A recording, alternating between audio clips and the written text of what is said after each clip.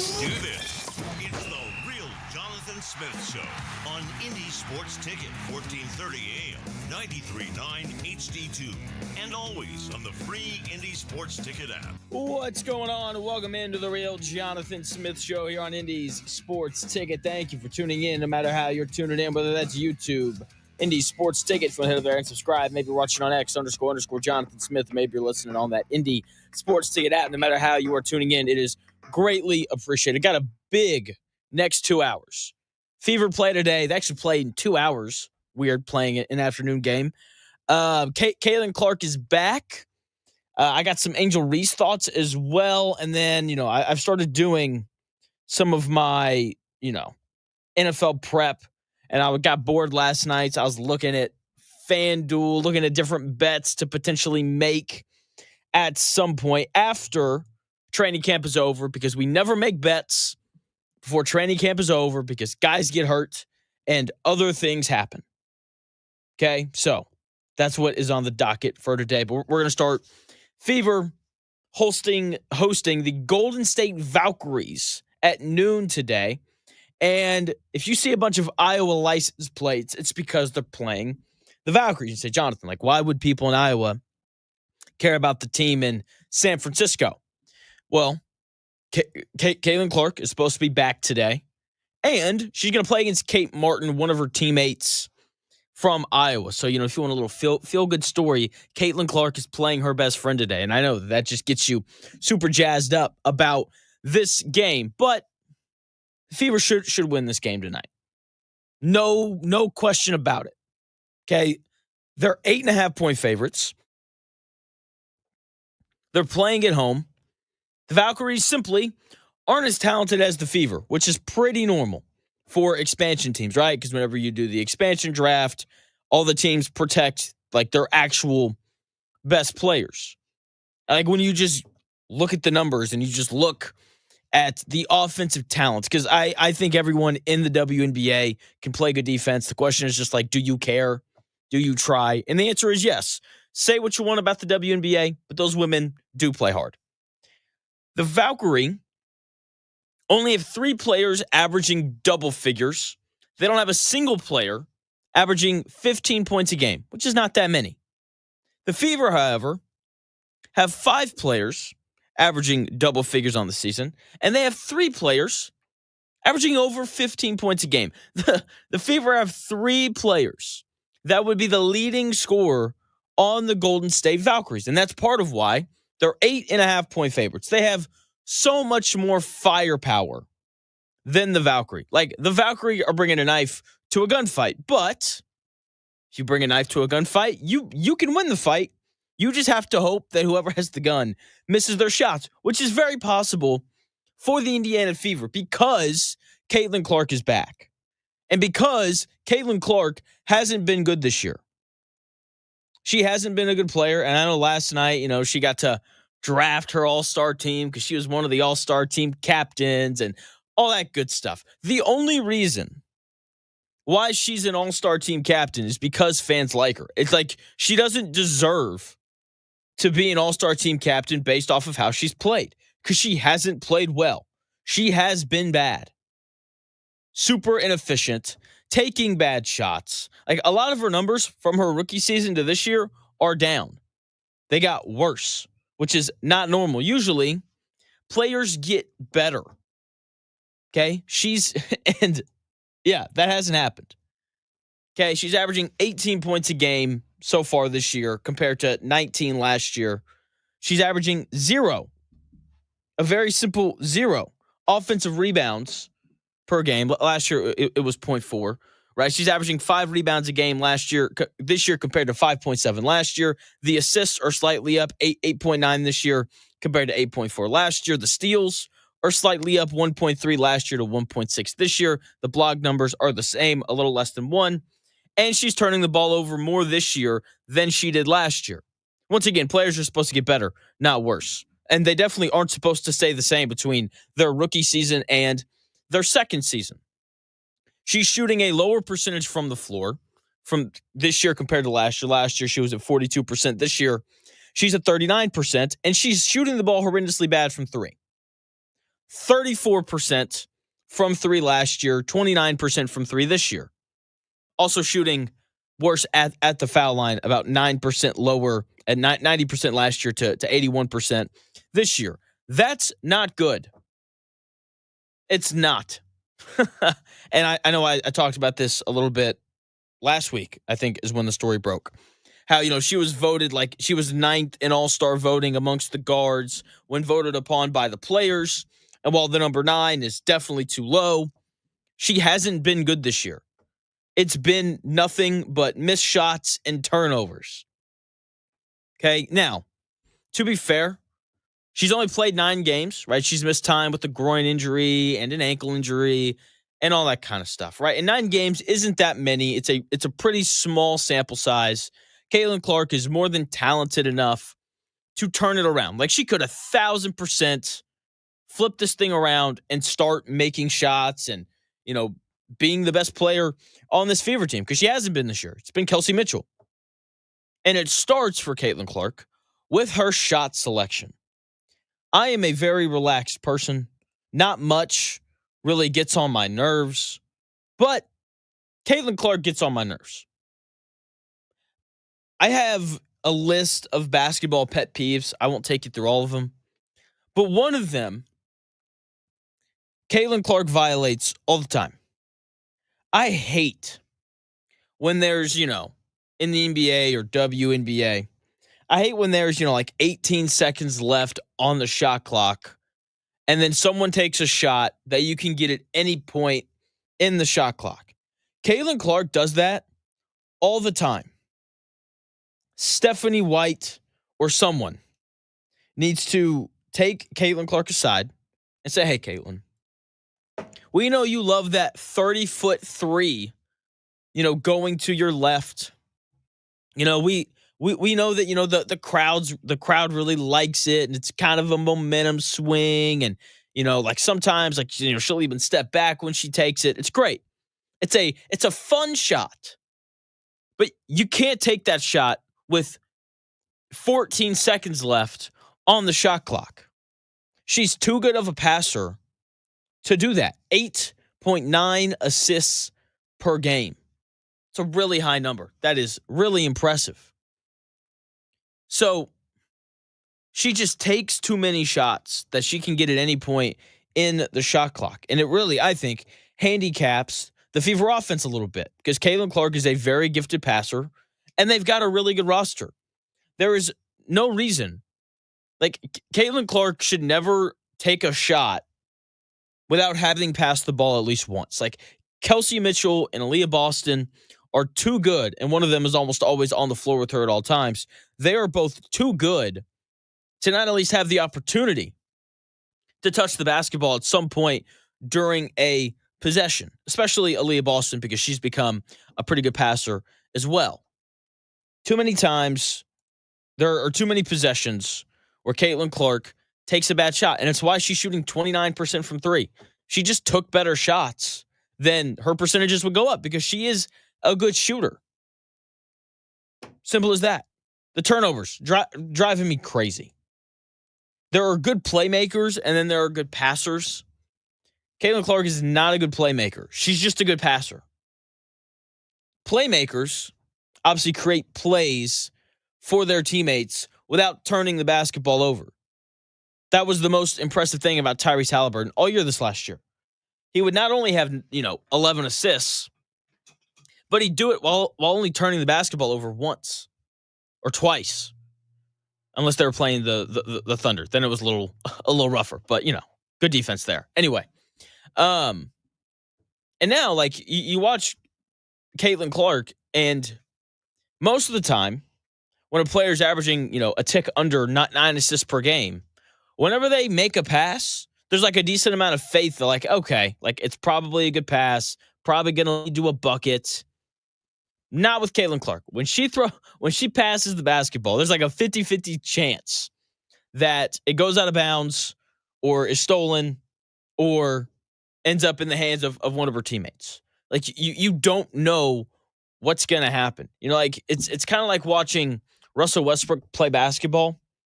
He'll have these stretches where everything he puts up goes in, and like you don't like the shot, but because he's hot, you can kind of live with it. I think Caitlin Clark's passing is pretty similar.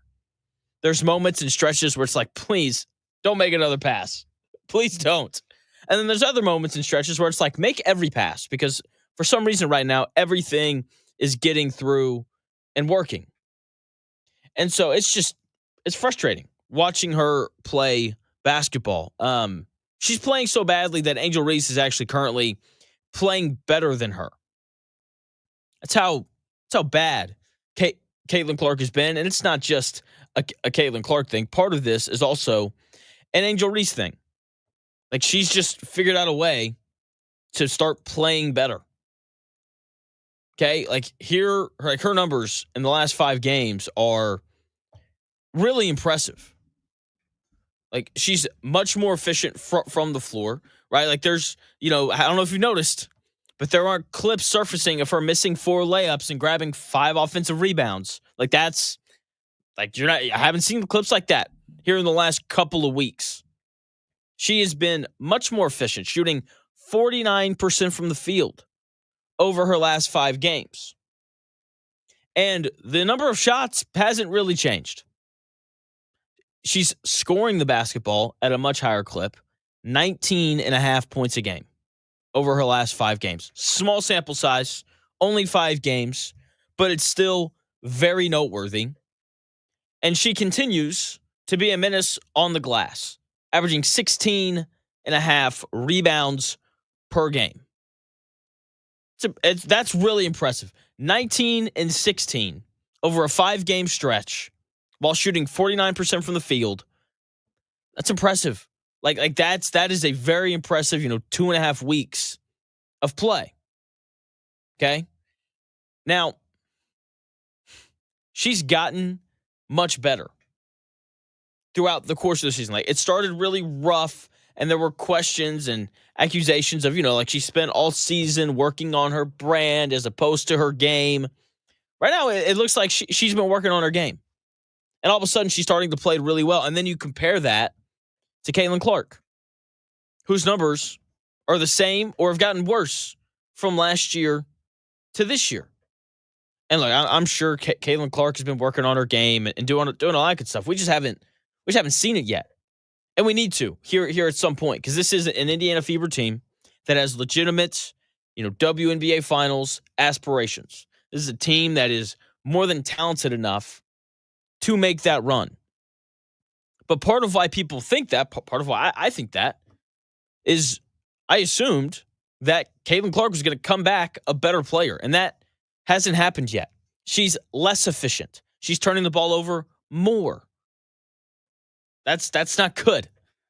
Okay, like you would have thought, or I would have thought, that after 40 games last year, she'd have been able to come back in her second season and just kind of sit back and be like, you know what?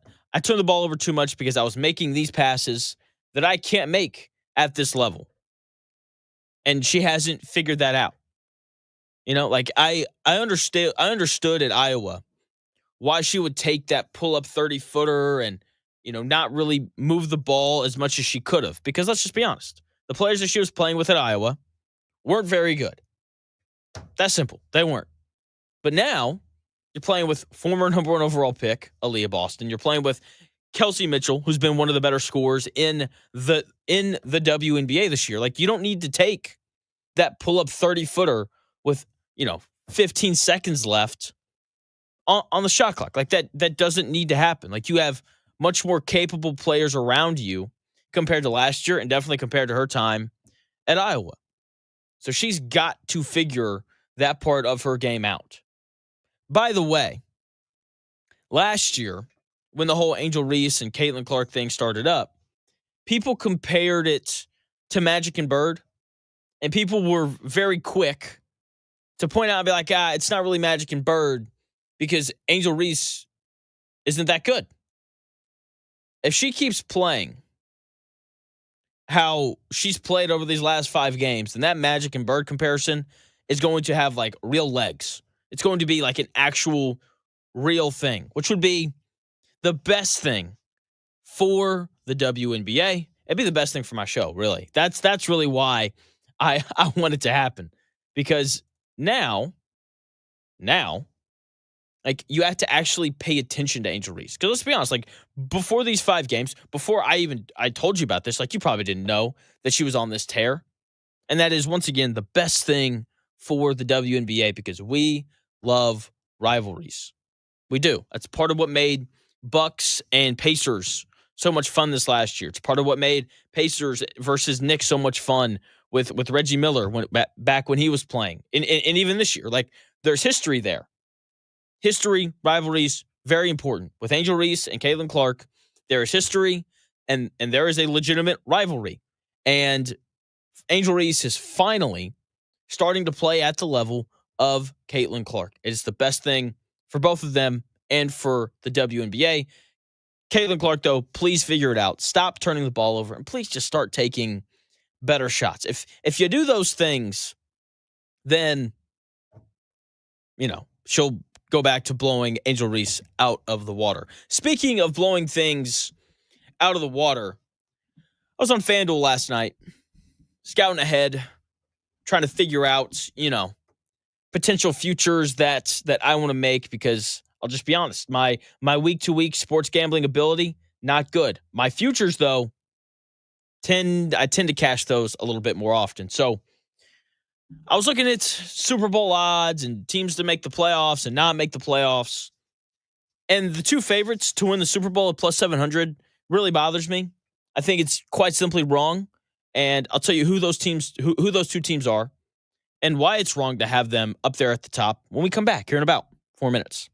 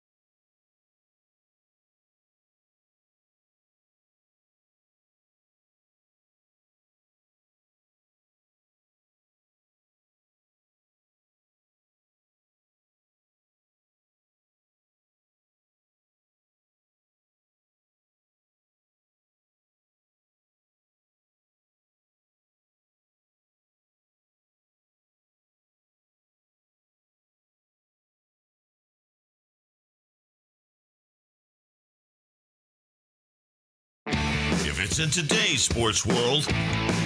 It's here. The real Jonathan Smith Show on Indy Sports Ticket 1430 AM, 93.9 HD2, and always on the free Indy Sports Ticket app.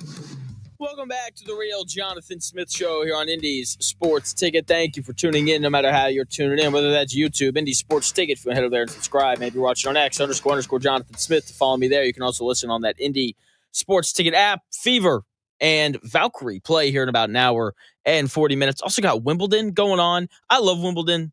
I played tennis for 1 year, and then I grew up and I decided to play football. So I do enjoy tennis. Played some pickleball last night. Had to hand out some L's. It was a great time. Bryce, Matt, if you're listening, maybe next time, guys. Ravens and Bills, those are your two favorites to win the Super Bowl, both at plus 700. I don't understand it. I wouldn't bet on either one of those teams to win the Super Bowl, because we do this every year, and every year I ask the exact same question. How can they be the favorites when neither one of them have beaten the Chiefs in the Patrick Mahomes era? We do this every year. Every year we talk about Josh Allen and he's the MVP last year, and big, fast, can throw it 1,000,000 miles in the air, and man, did you guys see that Matt Milano, their middle linebacker, who's a really good player, did you guys see the offseason he had? Did you guys see those workout videos? And they added a new offensive coordinator and new head coach. Not quite yet. Sean McDermott, though, clock's ticking. We just talk and rant and rave about all these different things that the Buffalo Bills have done. And then with Lamar Jackson, it's like, look at the MVPs, and John Harbaugh, really good head coach. And, he's gotten so much better in the pocket. Watch out. Flowers, that's a really good receiver that, they drafted, and he's going into another year, and he's, all this stuff, man.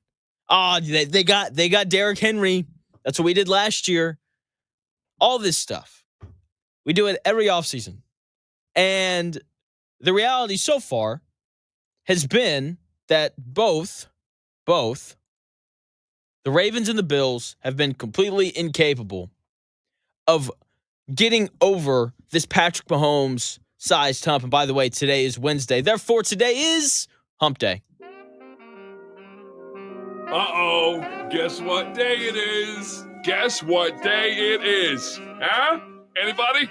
Julie, hey, guess what day it is? Oh, come on, I know you can hear me. Mike. What day is it, Mike? Leslie, guess what today is? It's hump day. Woo-hoo! Hump day!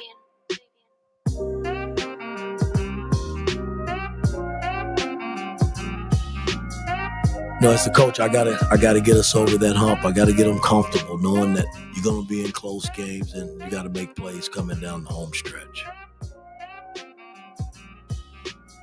In the tournament, we were right there. I just didn't get them over the hump, man. And that's something that I live with every day of my life. Because I truly believe that was the team to really make some noise and get to the finals, and I just couldn't get them over the hump. Coach Woodson, thank you for that introduction on this beautiful, beautiful hump day. We are not talking about the Indiana basketball program under Mike Woodson, though, and their inability to get over the hump time and time again. We're talking about Josh Allen and Lamar Jackson and their inability to get over the Patrick Mahomes-sized hump in the playoffs, to be a little bit more specific. And I'm going to bet that this isn't the year that Josh Allen and Lamar Jackson find a way to finally beat Patrick Mahomes in the playoffs. Okay? And this happens every year. All these things in the offseason happen. When it comes to the Chiefs in the offseason, we talk about Patrick Mahomes and his dad or his wife, and then we talk about Travis Kelce and Taylor Swift. And that's really the Kansas City Chiefs discussion in the offseason. And then, we talk about the Bills and Josh Allen and, how he's gotten better and how he got married. And then we talk about, all the additions that the Bills have made, and James Cook, he wants a new contract. And it's predominantly good, like football related stuff. And then with the Ravens, no one's really said too much about them other than the fact that they're supposed to be really good again this year. And this is what's going to happen. All regular season long, Josh Allen and Lamar Jackson are both going to play better than Patrick Mahomes. And even though they play better than Patrick Mahomes, the Chiefs are still going to have the 1 seed. Because sure, Mahomes is kind of past a point where he's, throwing for 1,000,000 yards like he was in like 2018, 2019, and 2020 when they had Tyreek Hill and the offense was really explosive and things were new. Defenses have adjusted to what Andy Reid and Mahomes want to do, and he's become a little tamer, right? Part of that is because the explosiveness with the weapons hasn't been there. Maybe that changes with Xavier Worthy getting a little bit better. Rashee Rice, if he can stay out of jail and if he can stay healthy, then obviously he's going to open it up a little bit as well. And Travis Kelce is still that nice, 3rd and 5, let me get open and be a safety blanket kind of tight end, even though I do like Noah Gray as well, the backup tight end. I think he's going to slide in there pretty nicely. And then, the Chiefs are just going to consistently find ways to win all season long. Meanwhile, Allen and Lamar, they're going to put up a ton better numbers than Patrick Mahomes. And then the playoffs are going to arrive. And Patrick Mahomes is all of a sudden just going to start putting up better numbers than both of those guys. Listen to these numbers. Whenever Patrick Mahomes and Josh Allen play against each other in the playoffs, these are the total numbers from their 4 meetings. Patrick Mahomes has thrown for 1,163 yards, completed 74% of his passes. He's got 12 total touchdowns, 9 passing, 3 rushing. He's only turned the football over once, and his passer rating is 123.7. And then you compare that to Josh Allen in those 4 games. Josh Allen has thrown for less yards, 1,039. His completion percentage, significantly lower than Patrick Mahomes, is 74%. Josh Allen is at 66%. Still good. He's got less touchdowns. He's, thrown 9 passing touchdowns, only ran for 2. He's turned the football over once, and his passer rating is 100.2. That is 23.5 points lower than Patrick Mahomes. Oh, and by the way, the Chiefs are 4-0 in all 4 of those playoff games. For some reason, the playoffs come around, and all of a sudden, Patrick Mahomes just I'm going to lock in and just be better than everyone else, unless I have offensive line issues like he did in that Super Bowl against Tampa Bay and like he did last year against the Eagles. Patrick Mahomes and Lamar Jackson have played each other once in the playoffs. It was in Baltimore. The Ravens were favored, and Lamar Jackson was bad. Only threw for 272 yards, only completed 54% of his passes, threw 1 touchdown and 1 interception. Then you compare that to Mahomes. He was just efficient.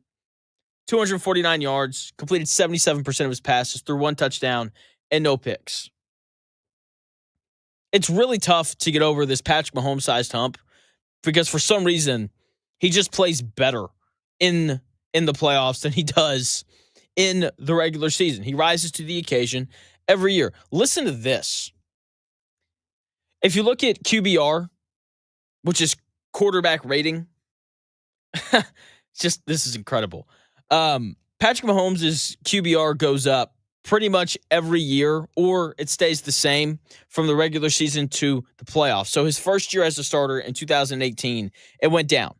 Right? His QBR from the regular season to the playoffs went down. In 2019, though, his passer rating from the regular season to the playoffs went up. It went up from 77.7 to 89.1. By the way, they won the Super Bowl that year. In 2020, his QBR stayed about the same. It went from 77.7 in the regular season to 75.3 in the playoffs. So pretty similar. In 2021, it went up from 67.7 to 82.6. Isn't that incredible? Jeez, like what a jump. 2022, it went up from 79 to 84 from the regular season to the postseason. They won the Super Bowl that year. Following year, 2023, it went up from 63.9 to 86.9. They won the Super Bowl that year. And then last year, it dropped a little bit from 67.6 to 62.3. Didn't change that much. And I'm willing to bet that Eagles game had a lot to do with it. So in 4 of the 7 years that Patrick Mahomes has been the starting quarterback of the Kansas City Chiefs, he has upped his play in the playoffs. And 5 of the 7 years, he got better or stayed the same. That is not normal. Usually, you get into the playoffs and teams are scheming a little bit more. Chances are you've already played your opponent once. And if not, then it's the Bills who you've played 4 times in the playoffs already. The defenses theoretically are better because you're actually in the playoffs.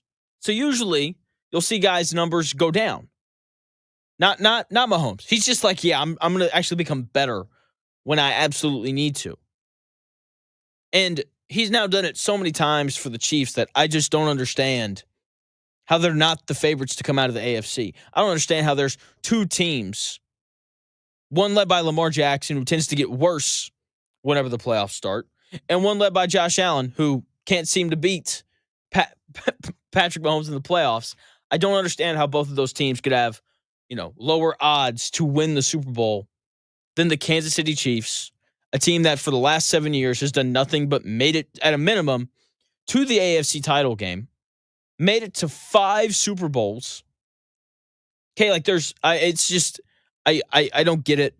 We do this every year, and every year people lose money betting on the Ravens, betting on the Bills, because they think, this is the year. Maybe it is. I don't know. But I'm telling you right now, if Rashee Rice and Xavier Worthy both stay healthy, and if Travis Kelce can just be, reliable on third down, then the Chiefs' offense will be better this year than it was last year. In addition to it, I know they lost Joe Thuney, but they did address the offensive line a little bit in this offseason as well.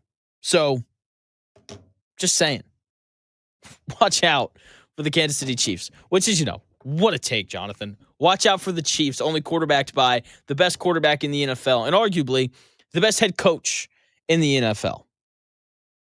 They should be the favorites to come out of the AFC every single year as long as Andy Reid and Patrick Mahomes are representing the Chiefs. No one else should be favored. Simple as that. I was also looking at some of the just odds to make the playoffs. Like you could bet these for division winners potentially as well. Actually, no, you probably couldn't. And there's 3 bets that I'm very intrigued by, and I think make a lot of sense. And I'm sure that Sackman, he's out there listening, and he's like, great, let me fade Jonathan on all 3 of these. But let me remind you, when it comes to futures, I tend to be pretty good at these. So, of course, I'm saying all that. I'm probably going to miss every future bet because that's the way it works, right? As soon as you say that you're good at something, you just immediately fail, especially when it comes to something like sports gambling. So I've got 3 bets that I'm eyeing down. Once again, I don't make future bets until training camp's over because guys get hurt. Guys get upset and they ask for trades. Jalen Ramsey, like things like that happen. So these are just bets that I'm eyeing. I haven't officially made them yet, but I've got 3. I'll tell you what they are when we come back here in about 4 minutes.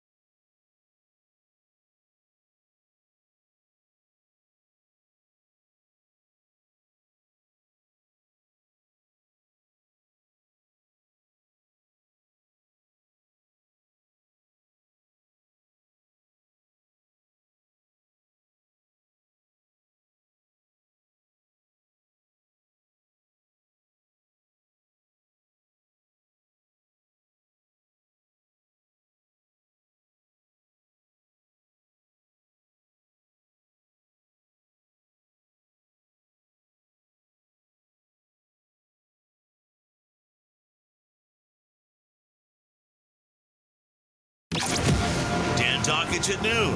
The Real Jonathan Smith Show. Now, this is Indy Sports Ticket, 1430 AM, 93.9 HD2, and always on the free Indy Sports Ticket app.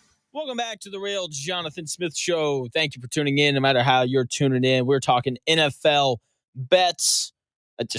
Ravens and Bills plus 700 pieces to win the Super Bowl. Better odds than the Chiefs. Ain't no way, man. No way. Given everything we've seen, that can't be the odds. But there are other bets that are going on that I like. I do. Probably a little too much. Steelers plus 140 to make the playoffs. I want to make that bet right now. I really do. Oh, man. 10 wins. That's all you need to make the playoffs. The Steelers, who are coached by a man who is, Mike Tomlin, who's never had a losing record, chalk them up for 9 right now. Can they find one more win on the schedule? I don't know. They won 10 games last year with Russell Wilson as their starting quarterback. Now, look, I am not the biggest fan of 40-year-old Aaron Rodgers, but he's better than Russell Wilson. No doubt about that. And then you go through their schedule. And it's like, yeah, there's 10 wins potentially here. They're going to open with New York, the Jets, which doesn't matter which New York team I just mentioned. That's a win. Okay? And then they're going to play Seattle at home. Seattle could be really good. They could also be really bad. But the game's at home. Pittsburgh, not an easy place to play. Let's just call it a win. It's 2. And then they're at the Patriots, who I think are actually going to be much better than people realize this year. Are they going to be a playoff team? No, but Drake May in year 2, new head coach, and Coach Vrabel, one of the better coaches in the NFL. They're going to be tougher. They're going to be better. Are they going to be better than Pittsburgh, though? Probably not. Look at that. Decent chance that they start 3-0. And then they play Minnesota in either London. I think that this is the London game. J.J. McCarthy, first year as a starter, first year actually getting to play NFL football against this T.J. Watt and Jalen Ramsey led defense and Cam Hayward. Yeah, give me Pittsburgh, please.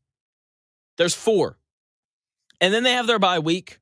And coming off a bye, they get to play Cleveland at home. Yeah, that's their 5th win. There's a decent chance that 6 weeks into the season, the Steelers are 5-0 in great control of getting to 10 wins and probably making the playoffs. And then week 7, they're at Cincinnati, Thursday Night Football. Probably lose that one, even though Thursday Night Football games are ugly. And then they play Green Bay at home, little extended rest, another primetime game. We're going to give them a win there because they're playing at home. I like it. And then they get the Colts at home. I'm sorry, but I'm so wishy-washy on the Colts. There's some days where I'm like, yeah, over 7.5 seems easy. And then there's other days where I'm like, 7.5 feels like a lot for this Colts team. So we are going to call that a win, though. It's in Pittsburgh. They should be better than the Colts. Week 10, they're at the Chargers. That's probably a loss. Week 11, they get Cincinnati at home. I think they win that one back at home. And then they're at the Bears, who I actually think are going to be halfway decent this year. Oh, that being said, are they going to be better than Pittsburgh? I don't think so. That's 9 wins. They could legitimately be 9-3, and I don't think that that's out of the question. But then their schedule does get a little bit tougher. Then they get the Bills at home. It's probably a loss.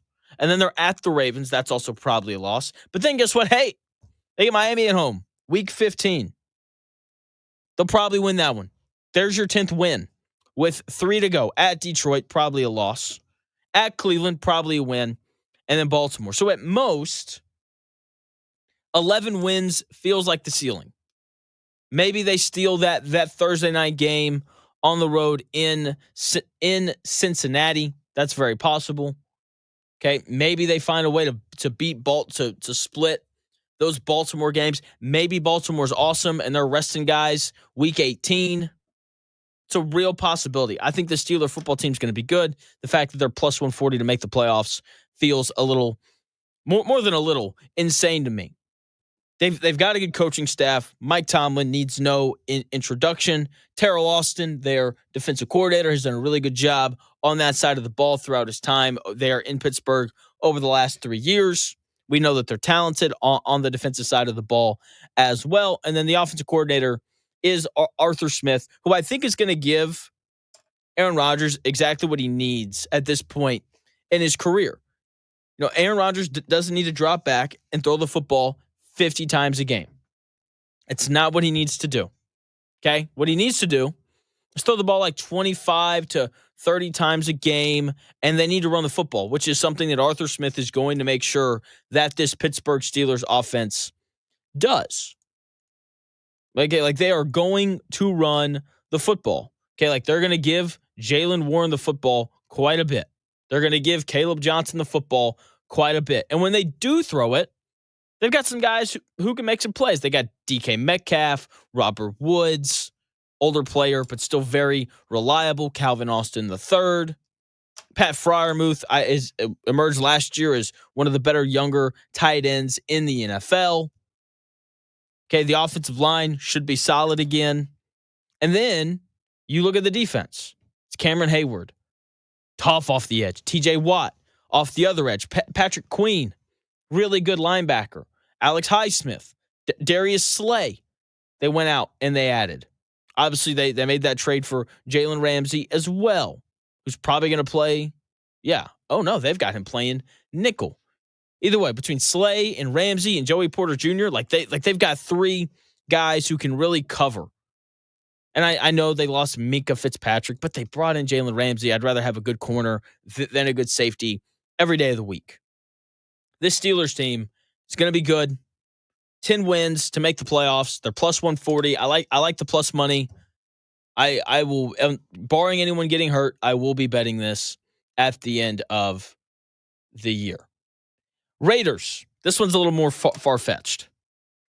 The Raiders plus 310 to make the playoffs. Okay, 10 wins. That seems like the magic number. I don't mind their schedule. They open at the Patriots. It's probably a win. Okay, and then they get the Chargers at home. It's probably a loss. And then they're at the Commanders. That's also probably a loss. And then they get the Bears at home. Let's call that a win. It's a very winnable game. And then they're at the Colts. And I know that for some reason we're just chalking this up as a Colts win. I'm not convinced that it is. I think this is going to be a really tough game for the Colts Sunday, October 5th, playing against the Raiders. I'm going to call that a winnable game for the Raiders because we don't know who's playing quarterback for the Colts quite yet. And then the Raiders get the Titans at home. That's a fourth winnable game. And then they're at the Chiefs. That's a loss. And then they get the Jacksonville Jaguars at home. That's a winnable game. That's 5 winnable games through the first 9 weeks. Week 8, they have a bye week. They could very easily be 5-3, about halfway through their season. And then they're at Denver. It's probably a loss. And then they get the Cowboys at home, who I'm not too sure whether or not they're going to be good or not. A new first-time head coach. It's going to be a lot of CeeDee Lamb and Dak Prescott. How's the rest of the team going to look around them? And then, after that winnable Dallas game at home, they have the Cleveland Browns. That's a win. Probably. And then they're at the Chargers. Tough game. And then they get Denver at home. Tough game. And then they play at Philadelphia. It's probably a loss. And then they're at Houston, which is very winnable because I'm just not convinced that Houston offensive line is going to be very good. Good luck blocking Max Crosby. And then they get the Giants at home. And then they close at home against the Chiefs. As of right now, we've got them going 0-6 in their division. It's probably not going to happen. Okay, if they win two of their division games, whichever two, maybe they sweep the Broncos, maybe they beat the Broncos once and the Chiefs once, maybe they beat the Chargers twice. Who knows? If they can just go 2-4 in their division, then that gets them to 11 wins on the season. And I get it. That's the toughest division in the NFL. Okay? I understand that. But I like this team. Geno Smith has been a fringe top 10 quarterback in the NFL during his time in Seattle. The issue is Seattle's offensive line wasn't very good. He was putting up good numbers behind a bad offensive line. They bring in Ashton Jeanty, who's I'm thinking should be at least somewhat impactful as a rookie. Receivers, not great. Jacoby Myers, like him, don't love him. Trey Tucker's fine. Dante Thornton Jr., you don't know who that is. But they do have Brock Bowers, who you could argue is going to be the best, tight end in the NFL this year after the crazy numbers that he put up last year. So, they've got weapons. They should be able to run the football, right? Defensively, Max Crosby, dominant off the edge. Christian Wilkins, dominant there in the middle.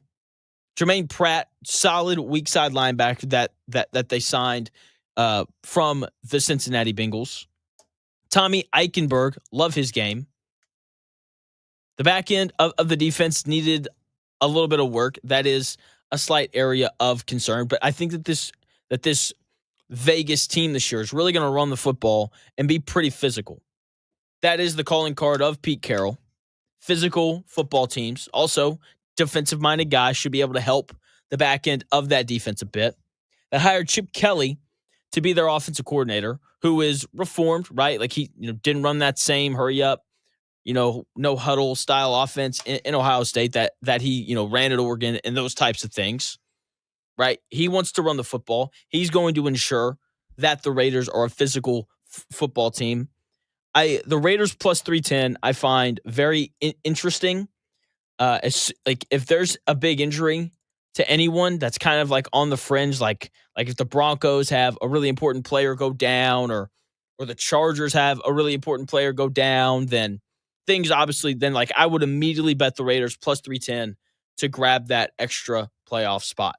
Because look, 9 wins, it doesn't feel like they're going to beat any of their division opponents, but they're not going to go 0-6 in their division. That's probably not going to happen. If they go 1-5 in their division, then there's a decent chance that they get to 10 wins, and that would put them in the playoffs.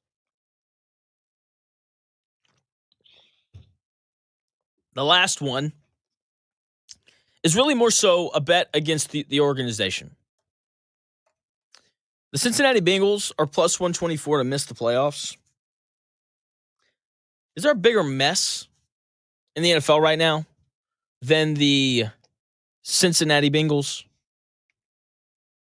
Is there? I don't think that there is. They still haven't signed their first round pick yet. Come on. And I get it. They've got Joe Burrow, Joe Cool, started quarterback last night. Very, very interested to see how that goes this year, or how that series goes with Goff and Burrow and Kirk Cousins.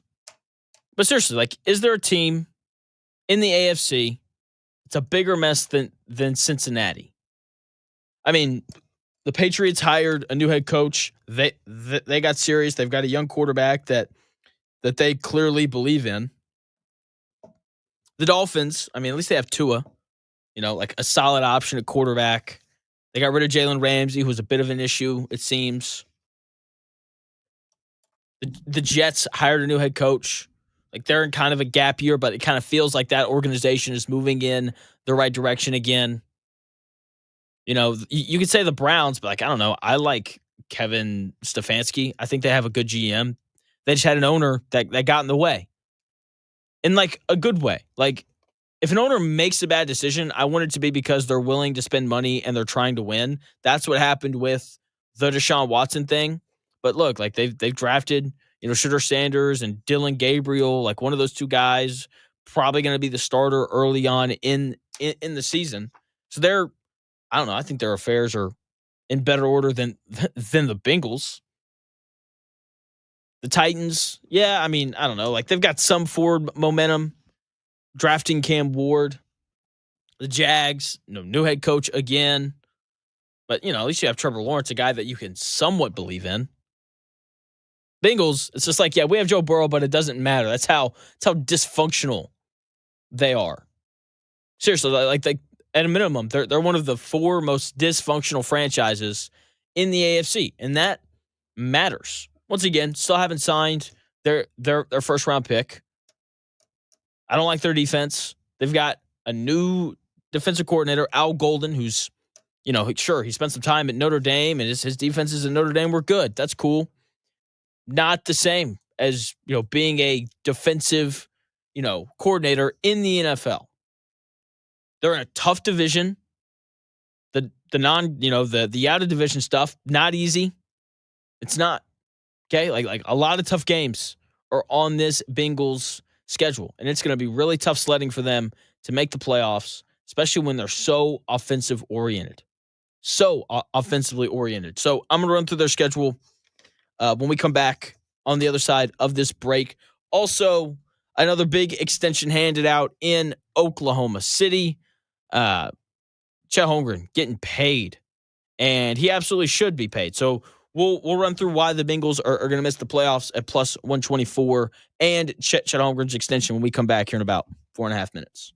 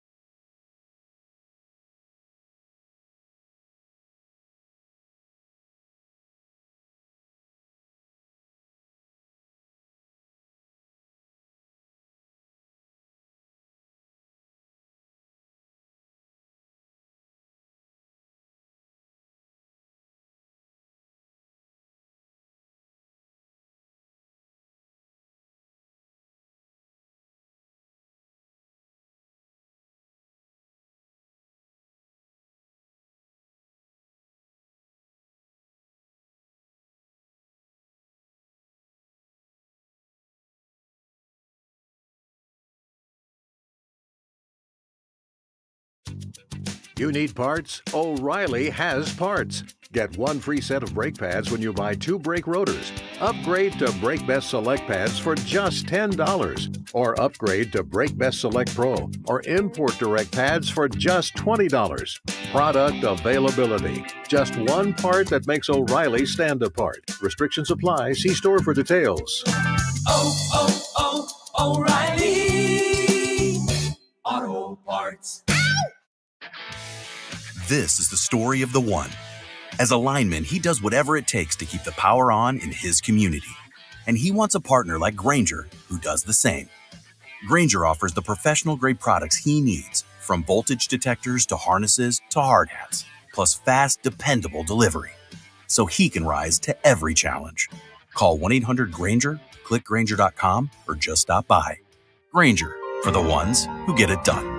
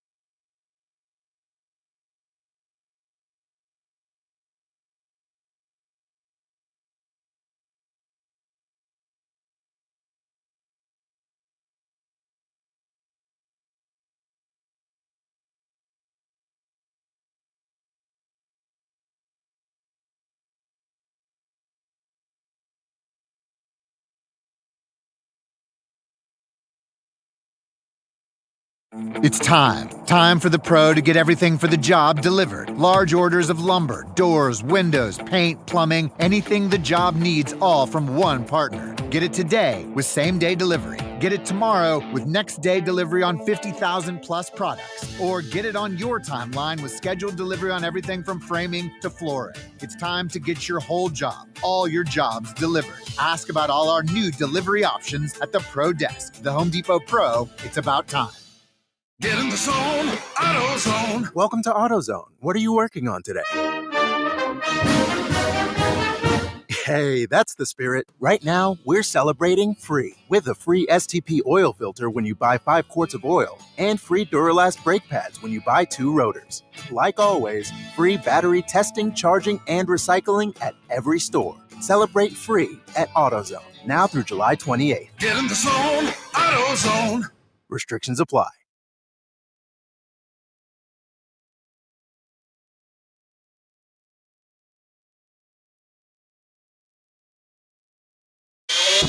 Let's do this. It's the Real Jonathan Smith Show on Indy Sports Ticket, 1430 AM, 93.9 HD2, and always on the free Indy Sports Ticket app. Welcome back to the Real Jonathan Smith Show. Thank you for tuning in, no matter how you're tuning in, whether that's YouTube, Indy Sports Ticket. If you want to head over there and subscribe, maybe you're watching on X, _ Jonathan Smith to watch the show there. You can also listen on that Indy Sports Ticket app or wherever. Which you can get wherever you download your apps. And Bengals plus 124 to miss the playoffs just looks so good. They're a mess. One of the worst run franchises in the AFC. Oh, but Jonathan, they have Joe Burrow. That hasn't mattered the last 2 years. This is a team that's just looking to go 9-8 and barely miss the playoffs. Sounds a lot like the Colts. I don't believe in their coaching staff. Zach Taylor, Dan Pitcher, Al Golden, never been an NFL defensive coordinator before. To be fair, he has worked as the linebackers coach of the Bengals for about a 3-year stretch before leaving to go and be the defensive coordinator of the Notre Dame Fighting Irish. So, not a believer in the coaching staff, and this schedule is tough. They open at Cleveland. It's probably a win. Nothing crazy there. Joe Cool with the blonde hair. Yeah, guess what? That guy won his first game. Congratulations. And then guess what? They're probably going to start 2-0 because they play Jacksonville. And then guess who they play after that? They're at Minnesota. Decent chance that the Bengals start 3-0. And then they play at Denver, who I think is going to be really good this year on both sides of the ball. And then they play the Lions at home. Good luck winning that one. And then they're at Green Bay, Lambeau Field. Good luck winning that one. And then they're going to play Pittsburgh at home. That game's going to be tough, but hey, that's a very winnable game. It's at home. It's Thursday night football game. Game could get weird. Every Thursday night football game is just an ugly, ugly bloodbath. And so they could be 4-3 after their first 7 games. I think that's a relatively realistic thing. And then they play the Jets at home. They probably win that one. Gets them to 5. And then they play Chicago at home, who I think is actually going to be pretty solid this year. Talked about that a little bit yesterday, but that game's very winnable. That gets them to 6. And then they're at Pittsburgh. Let's chalk it up as a loss. And then they get New England at home. That's 7. That puts them at 7-4. Sitting pretty. And then they're at Baltimore. It's probably a loss. And then they're at Buffalo. It's probably a loss. And then they get Baltimore at home. Tough game. Probably a loss. And then they're at Miami. Probably win that one. And then they get the Cardinals at home, who I actually think are not going to be as bad as people think, but it's probably a win. And then they play Cleveland at home.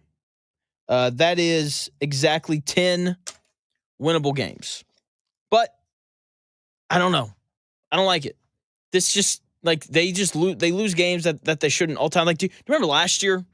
They're playing against the Steelers, the Patriots at home week 1, and they just find a way to lose that one. I don't like the defense. They've had several players leave in the offseason. Obviously, sweet Lou Anarumo, he left. And look, I get it. The offense is fun, man. The offense is electric. Joe Burrow, Jamar Chase, T. Higgins, Mike Gesicki playing tight end, doing the horrific gritty whenever he scores. And, Orlando Brown Jr. was kind of supposed to be the savior at offensive tackle. He hasn't been. Ted Karras, good, really good player. Amarius Mims, And then you look at their defense. And yeah, sure, they have Trey Hendrickson, who's been a monster. Which is he holding out? I think he's holding out because he didn't have his new contract quite yet. Outside of that, it's a lot of young dudes. I like Cam Taylor-Britt sometimes. Like, it's not a good defense. And once again, Shamar Stewart still hasn't signed his deal yet. And he was their first round pick. Like, the organization is just extremely dysfunctional. No other way to put it. And I'm going to bet against a dysfunctional franchise whenever I get the chance. Simple as that. Okay. Oh, also, Trey Hendrickson is still holding out because he hasn't gotten his extension yet. So add that to the list of things that are working against the Cincinnati Bengals. Now, congratulations to Chet Holmgren. Again, wins an NBA title. And then what does he do? He just signs a 5-year, fully guaranteed $250 million max contract to play for the Oklahoma City Thunder. Jeez, man. I wish. That'd be so sick. Like, that would be awesome. I believe all three of their guys are now under contract for the foreseeable future, right? So obviously they signed Shai Gilgeous-Alexander to that monster deal where he's going to make like $70-something million a year. They, extended Chet Holmgren today. Jeez, man, so much money. Jalen Williams has not been extended quite yet, but you know that it's coming. You know that it is. They're probably trying to talk him into taking a little bit less, and he shouldn't. He absolutely should not take any less than the max, which will be 30% of the cap. So they're geez. A lot of money going to three guys. And, this is going to be a really interesting time in the NBA just because it's really, really tough to pay three guys and have good role players. So the way that the max contracts work. So for Chet Holmgren, because he was never named, to All-NBA, he never won MVP, he never won Defensive Player of the Year or anything like that. His max contract can only be 25% of the cap. Because SGA won MVP, his contract is 30% of the cap. Jalen Williams has been named All-NBA. Therefore, his contract will be 30% of the cap whenever he signs that big extension. So 85% of the Oklahoma City Thunder's cap space is going to be wrapped up in three players. And then you got to work around the edges, and that's where them having all these draft picks really matters because they can use the draft picks to draft role players and all those different kinds of things. So that's those are three really good players, and it's just going to be interesting to see how Sam Presti navigates dealing with the cap. But yeah, congratulations to Chet Holmgren, who's going to make $50 million a year. Jeez. Lucky guy. Speaking of lucky, we're all so lucky. We are less than an hour away from the Indiana Fever playing against the Golden State Valkyrie. I know you're just oozing. You're like, you know what? Like, I should have called and taken work off today. You should have. Actually, I don't think you'll be able to watch because it's on NBA TV, which means that they're going to black it out. That's sadly how that works. So, anyway, all the Iowa people are here. You're probably driving around. You're probably seeing all these different Iowa plates. It's not just because Caitlin Clark is officially back. It's also because Caitlin Clark's playing against her good friend, Kate Martin, who played with her at Iowa, right? Won some games together. She's a somewhat important piece of the Golden State Valkyrie, right? With that being said, the Fever should 1,000% win this game. They're 8.5-point favorites. They're playing at home. The Valkyrie simply not as talented as the Fever. Like, the Fever have no excuse to be 9-9. None. They are too.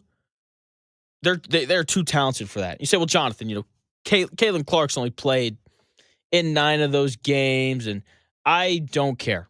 They don't need her to beat a lot of these teams in the WNBA. It's not like they're 9-0 when she plays either, okay? Come on now. They are so much more talented than the Valkyrie. By the way, the line opened at 8.5. I believe it's now down to 6.5. Okay, so maybe something to watch there. But the Fever are just like, they just have so much more offensive firepower than Golden State does. Golden State has 3 players averaging double figures. The Fever have 5 players averaging double figures. The top 3 leading scorers on the Fever, all 3 of them would be the leading scorer for the Valkyrie. The Valkyrie win games because they're tough and they defend and they rebound. Okay? The Fever win games because they score a whole bunch of points. Okay? They have so much more firepower. Like, the Valkyrie are essentially bringing a knife to a gunfight, but if you have a knife at a gunfight, you can win the fight if your opponent misses a lot of their shots, which is very possible for the Indiana Fever because Caitlin Clark is back. She's back, and she has to play better because she's been terrible this year. Inefficient is not even the beginning of it. Inefficiency and turnovers. That is what sums up Caitlin Clark's play so far this season. She's shooting 29% from 3. It's not very good. 39% from the floor. That's not very good. And she's turning the ball over 6 times a night. Like that's terrible. You can't do that if you want to win games. Simple as that. And so I'm just very intrigued to kind of see what the offense looks like. And the thing with her is, like, it's only been 9 games, so maybe there's a bit of an overreaction on my part. She can 1,000% turn it around, from now through the end of the All-Star break. But the only way that that's going to happen is if she fixes her shot selection. Her shot selection is terrible. It legitimately frustrates me. Okay, I have a list of pet peeves in sports that I won't run through all of them because it's kind of boring for you. But one of them, especially in basketball, is players taking shots they can get at any point in the shot clock, with like 17 seconds left. And there's too many times where Caitlin Clark brings the ball up the floor and she doesn't even give her team an opportunity to score. And I think part of this is because she played at Iowa. And when she's playing at Iowa, she played on a bad team. No other way to put it. She played on a bad team. She was by far the best player. And so, like, if she wasn't making a pass that led to a shot, then the offensive possession fell apart pretty quickly for Iowa. And so because of that, Caitlin Clark kind of had the green light to take these 30-footers and to take some questionable shots because it's like, yeah, well, I think I'd rather Caitlin Clark take that than this other girl who's going to be like an accountant here in a month or whatever it was. So, like, it made sense. And because of that, like, that habit of taking bad shots has, I think, bled over into the WNBA. And she's got to stop it. Like, Stephanie White or one of the other coaches on this Fever staff have got to grab her and be like, hey, you're not playing at Iowa. You see that girl right there? Her name's Leah Boston. She's a former number 1 overall pick. How about we, like, pass her the basketball once or twice before we chuck a 30-footer? See that girl over there? Kelsey Mitchell. That girl can really score it. We should probably, like, make sure that she touches the basketball at least once before you chuck a step back 28-footer fading away to your left. Okay, like, she's got to break that habit. She's playing with better players who are more than capable of getting shots for themselves and for her. Like, she's got to be better with the shot selection. Ross called it a sophomore slump. I mean, when you look at the numbers, you can definitely call it that. Like, if you watch her play, it's just like, no. Like, she's just taking bad shots. I wish I had some sort of like alliteration, like sophomore shot selection. How about that? I don't know. The turnovers driving me crazy. The turnovers are insane as well. 5.9. So six turnovers a night. Come on now. Caitlin Clark is such a good passer. She is. But the playmaking has got to be better. It's got to be better. Like, there's good playmakers and there's good passers. And, like, they are not the same thing. They're not. Tyrese Halliburton, elite playmaker. Because not only is he a great passer, but he doesn't turn the basketball over when he's creating plays for his teammates. Caitlin Clark, love her to death. Her, like, she makes some passes that make you just go, wow. Like, I remember, like, when first time I watched her at Iowa, I was like, yeah, the shooting's cool, but, like, you seeing some of these passes that she's throwing? And I think, once again, this goes back to her playing at Iowa. When you're playing at Iowa and your teammates aren't as good, like, you get a little more leeway, like, you can take some more bad shots. And I also think that you get some leeway to throw some tougher passes. Right? Because it's like, if I don't, like, if this pass gets through, then, like, we're probably going to get a layup for someone else that's not Caitlin Clark. She doesn't have to do that. Like, she needs to lower her level of risk a bit. That's what needs to happen here. Okay? Because when you're playing with better players, like, you don't have to create for them as much, especially someone like Aaliyah Boston who can get a shot on her own, or Kelsey Mitchell who can go and get a shot on her own. And not only that, but they can create shots for other people. So that is the thing with Caitlin Clark. She's got to break some of these bad habits that I think she built up at Iowa playing with lesser players. She's got to realize, like, she's playing with, like, pros now. And she doesn't have to do everything for everybody. And she needs to stop taking so many bad shots. Okay? Especially if she doesn't want to get surpassed by her rival, Angel Reese, who's currently playing better than her. More on that when we come back here in about 4 minutes.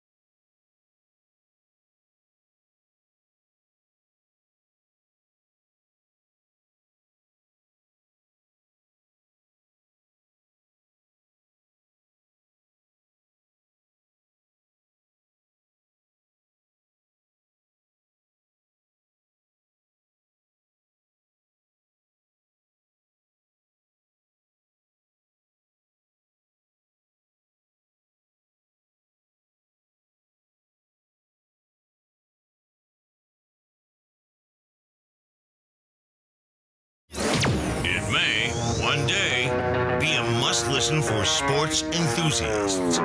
Yeah, and monkeys might fly out of my butt. Uh-oh. The Real Jonathan Smith Show on Indy Sports Ticket 1430 AM, 93.9 HD2, and always on the free Indy Sports Ticket app. Welcome back to the Real Jonathan Smith Show here on Indy's Sports Ticket. Thank you for tuning in, no matter how you're tuning in, whether that's YouTube, Indy's Sports Tickets. You can head over there and subscribe. Maybe watching on X __ Jonathan Smith to follow me there and watch the show there. You can also listen on that Indy Sports Ticket app. The Fever playing the Valkyrie today at noon, coming up here in about 40 minutes. And Caitlin Clark better figure it out. Angel Reese currently playing better than Caitlin Clark. Who would have thought that I would ever say something like that? Not me, especially with the way that Angel Reese started the season. She was so bad. So many montages of her, bricking layups and then grabbing the rebound and then bricking another layup and then doing it again. And with that being said, she has figured it out, which is, a big deal. It is. Listen to her stats over the last 5 games. First and foremost, she is shooting the ball much more efficiently. Seen many, many less montages of her bricking layups on the internet. She's now shooting 49% from the field over her last 5 games. It's impressive.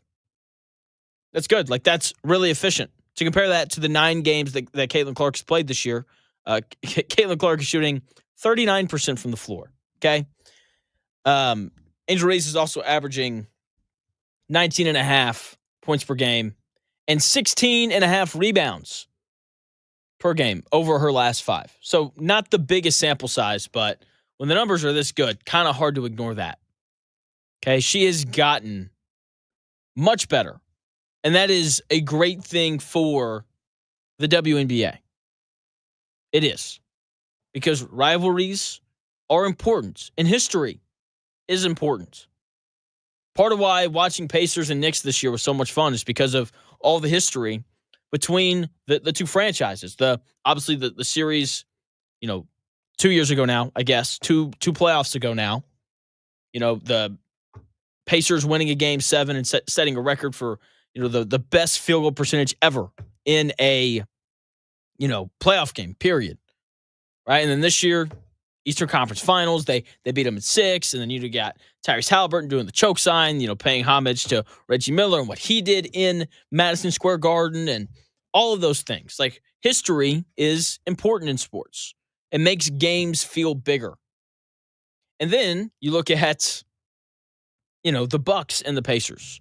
Recent history fuels that rivalry, right? You got the Ballgate where Giannis steals, Giannis scores 60 or whatever, but someone for the Pacers scored their first career points, and Giannis thinks that they took the ball, and then you got all these different scuffles, and you got the playoff series from 2 years ago where the Bucks feel like they were probably better than the Pacers, but Damian Lillard gets hurt in the middle, and Giannis doesn't play, and then you've got the Commissioner Cup thing going on where Tyrese Halliburton does the Dame time celebration right in front of the Bucks, and so all that kind of stuff happened. Right? And that recent history made that playoff series more fun. And we're seeing the exact same thing with Caitlin Clark and Angel Reese. It's not just that they have history. It's pretty recent. That national title game was 3 years ago. It's not very long ago. And when they entered the league together, people were excited for this rivalry to continue. But Caitlin Clark shows up, surges, leads the league in assists, finishes, I think, 4th in MVP voting, wins Rookie of the Year, does all that. Meanwhile, Angel Reese becomes famous for what people were calling me-bounds, which is when you rebound your own miss, right? So that's really how it was there for up until this point, where now Angel Reese is a legitimately good player. And when they both showed up, if this continues, then she'll be a legitimately good player. Let me specify that. But look, 19-6 on 49% shooting, really tough to ignore. But when they first showed up, there was this Magic and Bird comparison, and it was dismissed pretty quickly because of how much better Caitlin Clark was than Angel Reese. Now, if you threw the comparison out there, I don't think I would push back as much. I wouldn't. Like, they're both big-time stars. Okay, they each have their own fan base, and they don't like each other. Their fan bases don't like each other. And that Magic versus Bird comparison is actually on the verge of becoming a real thing, which is a really, really weird thought. Anyway, moving on to the NFL as I continue to do my NFL prep, not just on the Colts, but on the whole league. I was on FanDuel last night looking at some potential futures bets to make. And I went to the odds for the Super Bowl just to kind of look and see what everything is going to look like. Like, who does Vegas think is going to be really good? And the Ravens and the Bills are the two favorites to win the Super Bowl. They're both plus 700. And I don't get it. I really don't. How can either one of those teams be the favorites when neither one of them have beaten the Chiefs in the Patrick Mahomes era? We do this every year. Every year, right? Every year is the year that Josh Allen or Lamar Jackson is finally going to get over that hump, right? It's like, this is the year. They figured it out. Here we go. And then it doesn't happen. They can't get over this Patrick Mahomes-sized hump. It is Wednesday, which means that it is over the hump day here on The Real Jonathan Smith Show. Uh-oh, guess what day it is? Guess what day it is? Huh? Anybody? Julie, hey, guess what day it is? Oh, come on, I know you can hear me. Mike. What day is it, Mike? Leslie, guess what today is?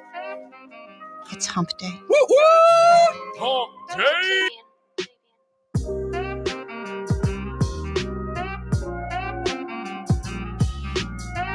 No, as the coach, I gotta get us over that hump. I gotta get them comfortable, knowing that you're gonna be in close games and you gotta make plays coming down the home stretch.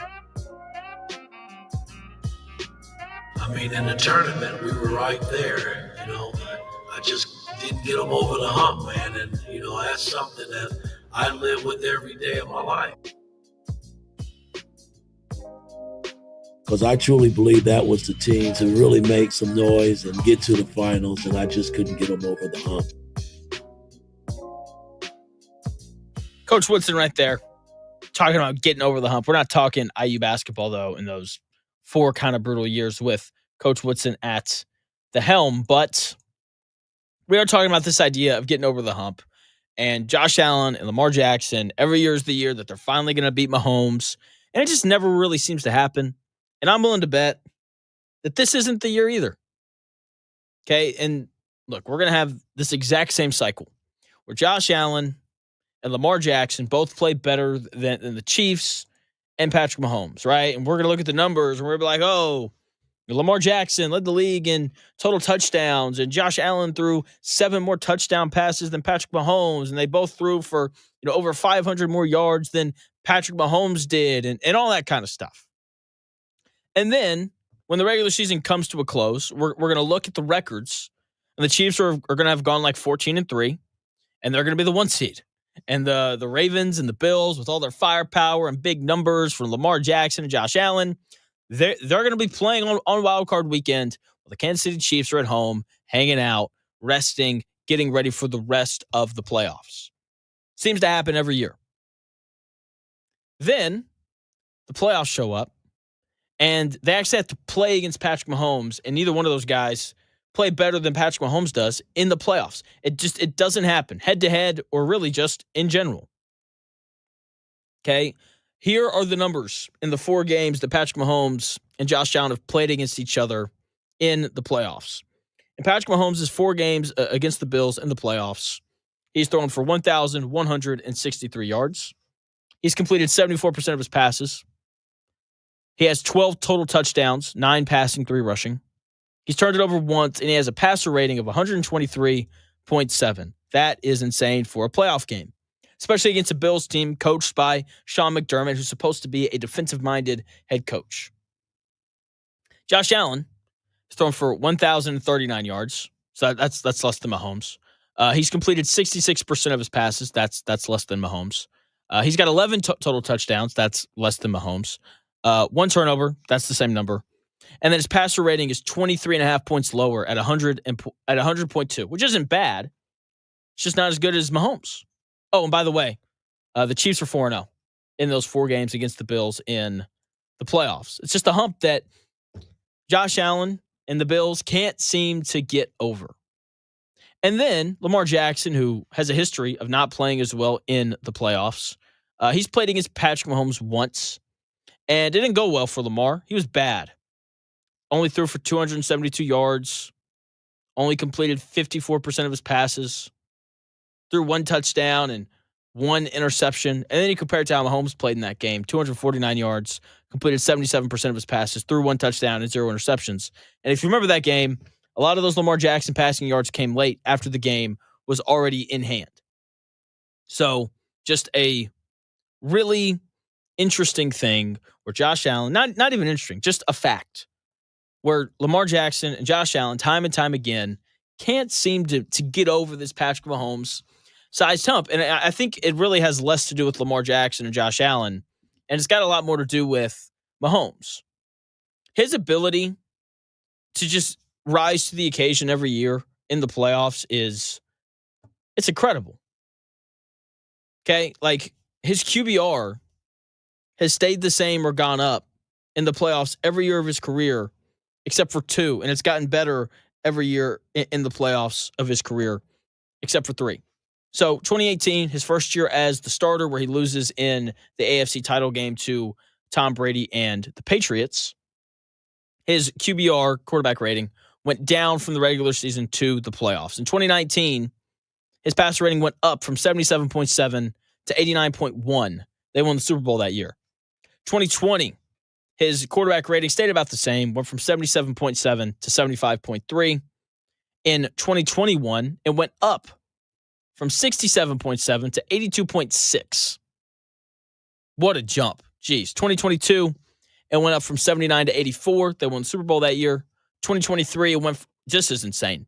2023, his QBR went from 63.9 to 86.9. Like, that is a 23-point, that is a 23-point leap. They won the Super Bowl that year. And then in 2024, last year, it dropped from 67.6 to 62.3. 4 out of 7 years as the starting quarterback of the Kansas City Chiefs, he has upped his play in the playoffs. In 5 of the 7 years, he's gotten better or stayed the same in terms of his performance in the playoffs.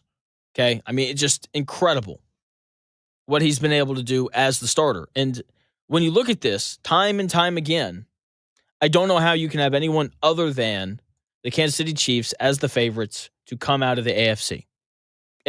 Seriously. Like, it should absolutely be them, because Lamar Jackson and John Harbaugh have shown so far that they are incapable of winning in the playoffs. Josh Allen, love watching him play football. But he and Sean McDermott have shown 4 times now that they are incapable of beating Patrick Mahomes in the playoffs. That's how it is. Now, look, every year is different. I get it. The Chiefs are getting older, but not really. I know Travis Kelce's a little older now. Don't really care. Because Rashee Rice, he's back if he can stay out of jail and stay healthy. Xavier Worthy, he's going into his 2nd season, right? Like, if he shows up and he's a much more improved player, like, that's a lot of speed and burst on the outside. Just, I'm telling you, like, this Chiefs team, I think, is only going to get better after last year not really having the weapons and being a little bit older on defense, right? They've got to find a way to, kind of improve on that side of the ball a little bit, but I think they're going to be really good again. We'll see.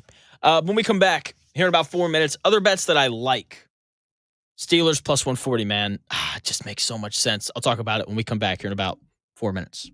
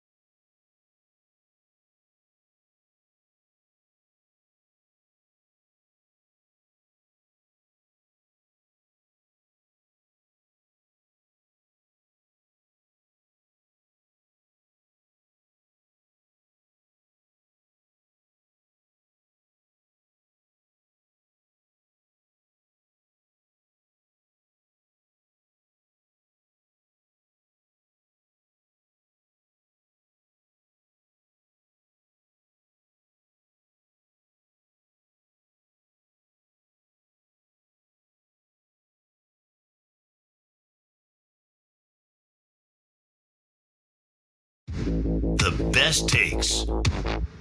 Maybe. The Real Jonathan Smith Show on Indy Sports Ticket 1430 AM, 93.9 HD2, and always on the free Indy Sports Ticket app. Welcome back to the Real Jonathan Smith Show here on Indy's Sports Ticket. Thank you for tuning in, no matter how you're tuning in, whether that's YouTube, Indy Sports Ticket, if you want to head over there and subscribe. Maybe you're watching on X, __ Jonathan Smith to follow me and watch the show there. You can also listen on that Indy Sports Ticket app. Baseball season is in full swing right now. No pun intended there. Tennis going on as well. I'm sitting here, I'm watching Wimbledon. The Shelton dude, I don't know how either one of these guys are going to break the other guy's serves. I mean, it's really just, they're big athletes, just crushing the ball. It's really pretty incredible. But baseball going on, not quite yet today. We got games coming up at 2, which I love. Dodgers, Brewers, Blue Jays, White Sox, 3:45, Phillies, Giants, right? We got games going on all the time right now. Cubs at Twins. Tonight, Major League Baseball. It's been just a lot of fun to watch this year. I've really enjoyed watching Toronto. With that being said, I haven't sat down and really dove in and watched all these games. I'll start picking it up a little bit more when I get back from vacation. But the Blue Jays have been a lot of fun. I've really enjoyed following, Vladimir Guerrero Jr., Bo Bichette, just two players that I really like playing. Aaron Judge is just having another outstanding year for the Yankees. Who else is having? The Tigers have been just a lot of fun to watch this year. The Astros are good again. Who would have thought? Jose Altuve playing left field now. What up? That's been an interesting thing to watch. Seeing him kind of try to figure out how to play in the outfield. The Mets and the Phillies are really good in the NL East once again. And then, my Cubbies sitting atop the NL Central currently with a 2.5 game lead, up 3 in the loss column. And as I was there, because I went to Wrigley with my wife over the weekend. She had never been, which is just a shame because that place is amazing. And you walk in and you just feel the magic of it. There's not really, to be fair, I haven't just been to a million different sporting events, but you walk in and I don't know, man. It just feels different. I love walking into Gainbridge. I like walking into Lucas Oil, walking into Dallas Cowboy Stadium on game day, doing things like that. It's cool. Walking into the University of Alabama, walking into one of their football games is cool. Nothing like Wrigley though.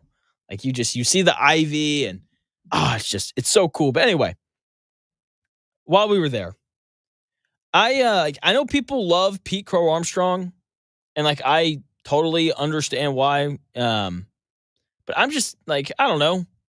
I feel like Sia Suzuki's been their best hitter this year. I believe he leads them in total bases, leads the Cubs in home runs with 25. His OPS, where did that go? Is 875, which is higher than Pete Crow Armstrong's. He's just he leads the National League in RBI with 77. I get it. Pete Crow Armstrong, a lot of fun, fast, steals bases, does all those fun things. But Sia Suzuki, man, the dude's having a really good year, hitting for power. And I wanted to point that out. Also, Matthew Boyd tips his pitches, and it's really annoying. Amelia and I, we were sitting up in the in the crowd, obviously watching, and when you watch Matthew Boyd pitch, who's having a really good year this year, All-Star, 9-3 on the year, 96 strikeouts, only 23 walks. He's only given up 10 homers on the year. His WHIP is just over 1. His ERA is under 3. It's barely 2.5, and I don't know how. It is so easy to tell when that guy is throwing a fastball versus when he's throwing an off-speed pitch. His whole motion slows down. I just remember sitting up in Wrigley watching. I'm just like how are hitters not picking up on this? It's so painfully obvious. But anyway, Cubs, very, very good right now. The whole NL Central is really like, I don't think that there's an easy win out there. I had Zach Gray on last week, and we talked a little bit about the Central, and the Reds have really kind of figured things out. They're surging a little bit, right? 6-4 in their last, 3-7. Maybe they haven't figured things out in their last 10 games. Anytime you play the Pirates, you know that if Paul Skeens is on the bump, then like good luck. Like that guy might win the Cy Young, and he's going to win like 3 games this year. Okay, the Brewers, tough team, kind of figured things out. The Cardinals are in a bit of a slump right now, not scoring runs at the same rate that they were. Meanwhile, Cubs run differential plus 119. I believe that leads the league. It does. Yep, they lead the league in run differential. So the NL Central, solid unit. Staying in the NL Central part of the country, the Pittsburgh Steelers are plus 140 to make the playoffs. And as soon as training camp's over, as long as, Aaron Rodgers doesn't tear his Achilles again, as long as TJ Watt is healthy, even though I think he's holding out or something along those lines right now. Don't really care. He wants a new contract, which they should give it to him. Like he's freaking TJ Watt, right? Give him all the money that he wants. He's just been one of the best edge rushers in the NFL for what feels like the last decade now. Anyway, 10 wins should make the playoffs. They should get there. They upgraded at quarterback. I like 40-year-old Aaron Rodgers more than I like whatever version of Russell Wilson that was last year. You know that the defense is going to be good. You know Mike Tomlin is good for at least 9 wins. And can they find one more? That is the question. And the answer is absolutely. They absolutely can, because I don't think that their schedule is really all that tough. Okay, they're at the Jets. That should be a win. Then they get Seattle at home. That is a very winnable game. Then they play at New England. They should win that one, even though I do like the direction with which the Patriots are going. And then they get Minnesota over in Germany or London, wherever they're going to play that one at. J.J. McCarthy, a rookie quarterback against this Steeler defense. Not convinced that that's going to go well for the Vikings. So the Steelers could very easily start 4-0. And then they play the Cleveland Browns after their bye week. Should be 5-0 after that. And then they're at Cincinnati. Thursday Night Football. That's a very losable game. So let's call them 5-1. And then they're going to play Green Bay at home. Very winnable game there. 6-1. And then they play the Colts at home. They should win that one 7-1. Just not convinced that the Colts are going to be very good. Like I really want to be, I want to sit here and be like, who I really like? Daniel Jones. But I don't. Like how can you? I don't. And there's just so many questions at quarterback. I get it. Like the rest of the offense in theory is going to be all right. Jonathan Taylor, still a really good player. Michael Pittman Jr., has put up pretty good numbers throughout his career. Dropped a little bit last year because the quarterback wasn't very good. Alec Pierce had just like this awesome kind of breakout season last year where he just kind of ran deep and made plays. It was great. Josh Downs, everyone really likes him. Tyler Warren, he's should be really good immediately. That's the hope, at least. And then, I talked about the offensive line quite a bit yesterday. It was a bottom 10 offensive line in the NFL last year. And it's just like, we're going to take a bad quarterback and put it behind a bad offensive line again. That I don't like that. And I like Lou Anarumo. I think he's going to help solve a lot of these Colts problems, but I like the defensive line, is it really going to be that good? Like Kwity Paye probably get 8 sacks again to defend the run well. Like that's fine. JT Tuimoloau, the second round pick out of Ohio State, who can come off the edge. We'll see. Like I like him. I think he's going to be good. But like we don't really know. Grover Stewart, he's 32 now. DeForest Buckner is in his 30s now. Like, are we really going to rely on those guys to stuff the run? And we're really going to rely on DeForest Buckner to rush the passer up the middle consistently? That doesn't sound great. Latu, 4 sacks last year as a rookie. I get it. All the advanced numbers point to him being really good this year. We'll see. He's got to actually do it. Jalen Carlies, who, I mean, we don't know anything about him. And I get it. He's supposed to be athletic and he's supposed to be able to run and do all these different things, but we haven't seen it. Zaire Franklin, come on now, please. Jalen Jones is going to be your cornerback number 2 this year, which is probably a good thing. Nick Cross was solid last year. They bring in Cam Bynum to play safety. They bring in Travarius Ward to be your cornerback number 1. Kenny Moore is still going to play there in the nickels. Like, there's a lot to like on the back end of the defense, but the front 7 just feels really, really thin. It does. So I'm not convinced that this defense is going to get a ton of stops. I'm not convinced that this Colts offensive line is going to be consistent all year, and I'm not convinced that whoever plays quarterback for the Colts, whether it's Anthony Richardson or Daniel Jones, I'm just not convinced that either one of them are going to be good enough to win 8 games. Meanwhile, Aaron Rodgers, Mike Tomlin, probably going to win 10. That'll probably put them in the playoffs. So bet them plus 140 to make the playoffs. That Colts 7.5 number, I just can't, man. I'm not touching it. That's where I've landed. I'm not touching the Colts plus 7.5, or yeah, with that 7.5 over under win total, because I don't really know. You go through their schedule and there's parts of it that feels not easy, but there's parts of it where it's like, yeah, they could win 8 games. But like the Dolphins, everyone's like just chalking that up as a win. That's week 1. I'm not convinced that they're going to beat the Dolphins week 1. Show up week 1, Tua throws for 400 yards, and Tyreek Hill's running everywhere, and whoever's playing quarterback for you throws a pick or two, and all of a sudden, like, you're 0-1. And then you have to play Denver at home. Good luck. Denver's going to be really good this year, better than they were last year. And then you play the Titans, probably win that one. And then you're at the Rams. You're not winning that one. Like, the Colts could legitimately start 1-3. No matter who's playing. Seriously, I'm just not convinced with this Colts team. And then they play the Raiders in Vegas. No, excuse me, at home. Excuse me. And I like the Raiders. I think the Raiders are going to be good. I don't think that that's just an easy win just sitting there on their schedule. Okay? I like the Cardinals